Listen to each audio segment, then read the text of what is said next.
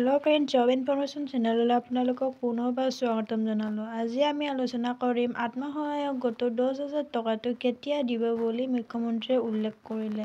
আৰু ভিডিঅ'টো ভাল লাগিলে লাইক কৰিব, কমেণ্ট কৰিব আৰু ছাবস্ক্ৰাইব কৰিবলৈ নাপাহৰিব। আহকচোন চাওঁ মুখ্যমন্ত্ৰী ডাঙৰীয়াই 10,000 টকাটো কেতিয়া দিম বুলি উল্লেখ কৰিলে। ইয়াৰ লগে লগে আৰু এখন আঁচনিৰ কথা আমাৰ বাইদেউসকলে মোক প্ৰায়ে সুধি থাকে যে 10,000 টকাৰ যিখন আঁচনি আছিল সেই আঁচনিখন আমি কেতিয়াকৈ আৰম্ভ কৰিম।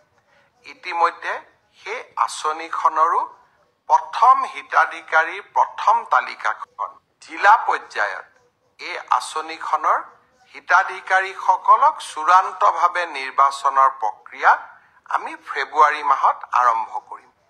ইতিমধ্যে 32 লাখ আই মাতৃক এই আঁচনিখনৰ বাবে আমি প্ৰাৰম্ভিকভাৱে নিৰ্বাচিত কৰিছোঁ আৰু জিলা সমিতিসমূহে এই আঁচনিখনৰ চূড়ান্ত ৰূপ দিব। কম বেছি পৰিমাণে মই আশা কৰোঁ যে প্ৰায় 28ৰ পৰা 29 লাখ মাতৃক আমি এই আঁচনিখনৰ সুবিধা দিব পাৰিম।